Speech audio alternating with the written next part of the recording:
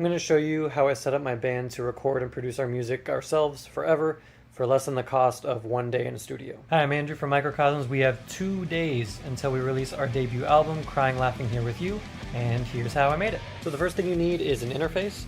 I use this Volt one, but you can really use any of them.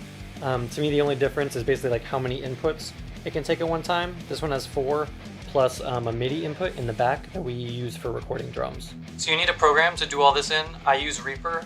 It's basically free and has a really simple layout for recording and mixing. We record all our guitars by plugging directly into the interface, and then we use amp sims. This allows us to experiment with a lot of different amp sounds without needing to worry about like microphones and actually like buying amps. It also gives you the flexibility to tweak the sound later on if you want to. I use this one called Clairvoyant, but there's a ton out there you can choose from. But this has a few different head types.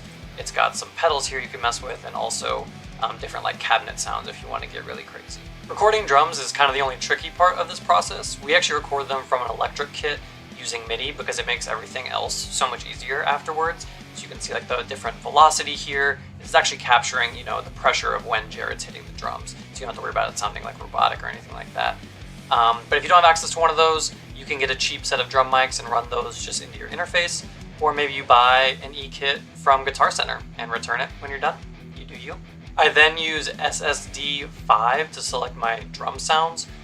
Just gives you a ton of professionally recorded drum hits to choose from. Again, the goal here is to get pro sounding audio quickly and cheaply, and I found this to be the best way to do that.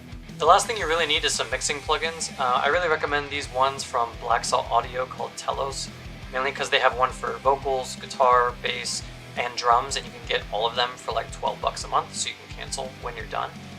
What I like about these is they're all really simple. They're kind of all laid out the same way. There's just kind of some knobs here that you don't really have to understand what's happening. You can just kind of twist until you like what you hear. You're not distracted by like crazy graphs or anything. You can really get away with using just one plugin per instrument instead of having to get a bunch of different ones you have to stack together. You can honestly just have these and be good. If you do have some extra budget, the last thing I would recommend is this VSX plugin by Slate Audio. What you're really paying for is you get this nice set of mixing headphones here that they send you, and then you get the plugin, which gives you the ability to hear your music in a variety of different spaces that they've modeled. I find this super helpful just because I do all of this in a room that is not sound treated, but it also helps me mix anywhere I am. Again, you totally don't need this. I just thought it's super helpful to be able to hear how your song might sound in a bunch of different environments. And that's it. I hope this was helpful. If you want to hear how it turned out for us, our album is out on Friday, July 17th.